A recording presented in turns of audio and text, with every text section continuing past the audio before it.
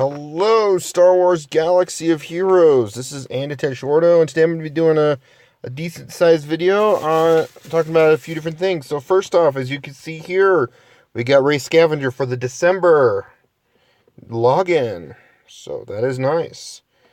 So, one of the things I wanted to do really quick here at the beginning is talk about none other than the daily rewards. And I feel like, in some areas these can be updated. In some areas they're fine. I'm assuming they won't really touch crystals, because giving players free crystals can be debatable because they want people to buy, which makes sense. But, maybe changing a 1 to 3 crystal rate on each of these would not be bad. Credit raise, I feel like credits maybe could go up a little bit, and maybe add in also shipbuilding materials. The reason being is it would be nice to actually get those during these daily login rewards, and getting a good amount of both. So experience, I've been 85 for so long, so I don't know what experience does for me anymore. So yeah, I don't know. So yeah, this one, like I said, I think all of them would definitely help to add at least, another like 3,000 to 5,000 credits. It doesn't ever hurt to have much. And I'm sure they could actually scale the rewards of the event, of the daily logins, based on the player level. So like maybe 1 to 25 is this, and then 25 to 40, or 25 to 35 is this, and then 35 to 50 is this, 50 to 65, and then 65 to 75, and then 75 to 85, something of that nature. Have like a scale increase. So yeah, this one could use some credits, but this one does go based on the ally points, so that's great. Maybe a little bit more in ally points. You get an actual free instead of almost an actual free pack after opening one pack. Never hurts. Bronzium packs are literally 90% useless, if that. Yeah, you get a bunch. Like if you unlock a character you already have 7-star, that builds towards the shard shop, which you can farm gear now. So that's always handy to have. Hard difficulty battles 5. Oh, I thought this was 6. I'm off. Oh well, I try to do 5 anyways. I feel like this one could also have the maybe 2 to 5 more, droids, as well as the ship droids. I don't see why they couldn't do that. Another one that could use credits. Anything that has droids should also add add maybe 2 to 5 more training droids, and then have the ship training droids as well. And that's the same with credits. Let's see. So everything looks the same. Squad Arena, I feel like that one would be great to have a third. An extra 100. That wouldn't be too bad. It wouldn't hurt any. It really wouldn't, because at worst case, someone's going to save up and then buy a ton of credits, or buy a ton of character shards they already have 7-starred. Challenges, they could do a little better on the rewards. This one, you do 2 challenges, maybe get a little box for like blue and green and white gear for characters that are building from tier or gear 1 to gear 7, those kind of gear pieces, especially the ones that need a lot of gear. Cantina, another one that, basically a lot of this stuff is pretty similar, is actually having 2 to 4. This one, the Galactic War, I feel like adding 200, like this is a good reward amount. Obviously adding maybe like 15,000 shipbuilding materials would be great, but also adding 200 Galactic War tokens, because you're dealing with the Galactic War, so why not? They did the same with the arena, so why not? So every other day you get an extra 5 character shards. Never hurts. It does help with speeding up, especially since the more and more characters we get and the more and more characters we need is just, it's offsetting. We need more characters, but we're not being able to farm fast enough unless we're big spenders. So yeah, adding 200 there will not hurt. This one is a good one. A Fleet Arena. This one, I could feel like this one could be upgraded a little bit. Because you got this one, and along with that, this one that has 70. So you get 100. And 100 is great. Don't get me wrong. 100 is great. So we get 100 a day. Oh, sorry. 115 a day. I feel like between all that, they should boost that up to 200. So kind of divided by 3. So like maybe 100 and then 50-50. And, you know, that's fine. You got a Fleet Challenge Battle, the Fleet Arena. That's where I could see, you know, a little improvement on that. And then maybe the Cantina energy, we getting an extra 100. Cantina, 100, maybe 150 Cantina currency would not hurt at all. So yeah, that is the arena stuff. So and I do want to cover kind of what's going on. And I'll do more of my thoughts on how to improve certain areas. Other certain areas of the game. So here's kind of a skimming through of the events coming up for December. Login is Race Scavenger. And then you can kind of see, like, we got Grandmasters Training. We got Territory War the 1st to the 4th.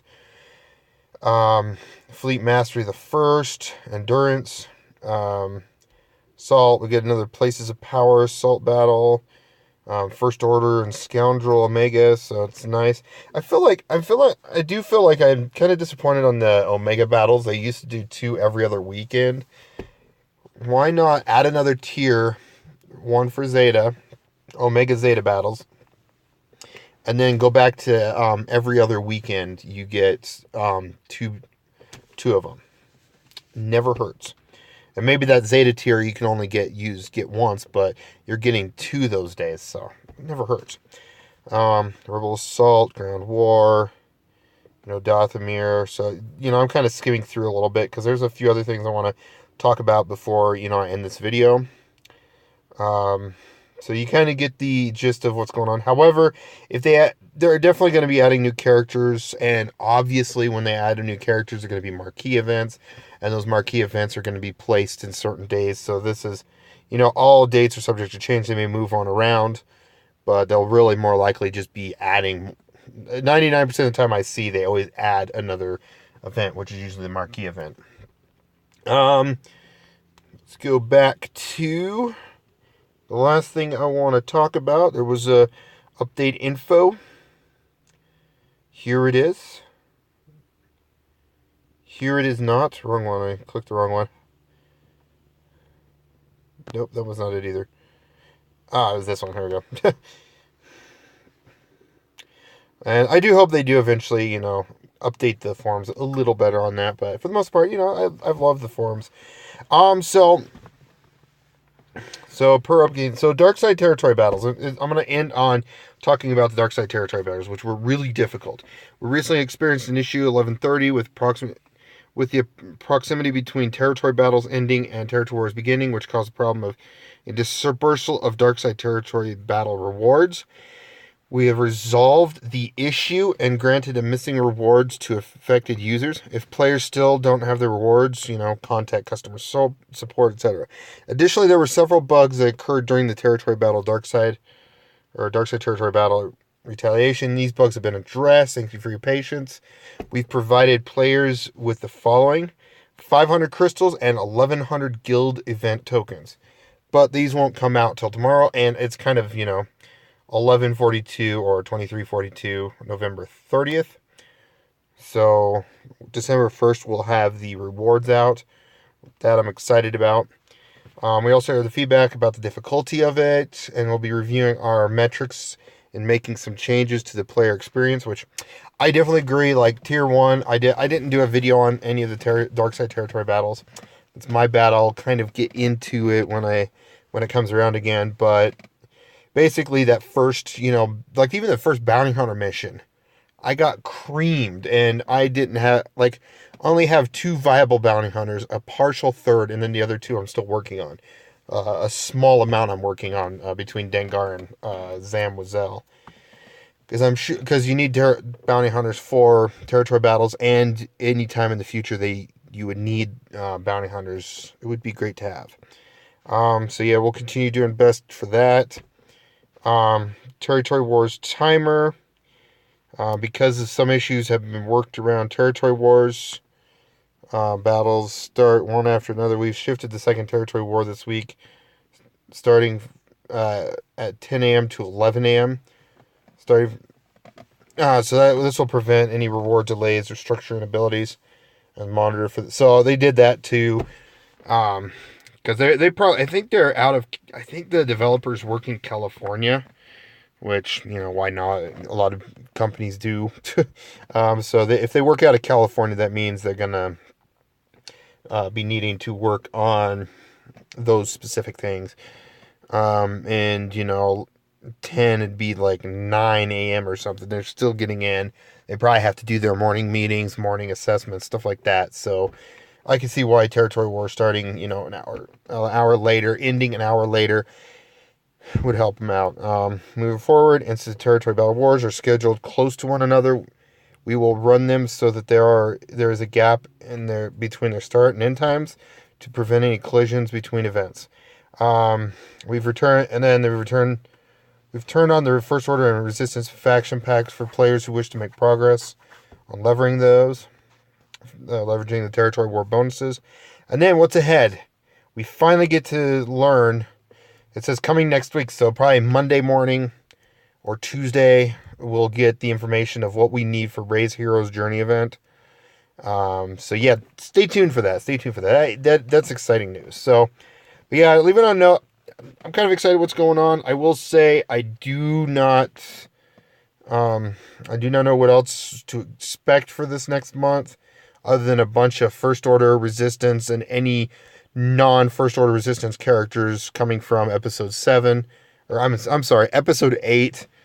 Also, FYI, we got 15 days until Star Wars episode 8, so be excited for that as well.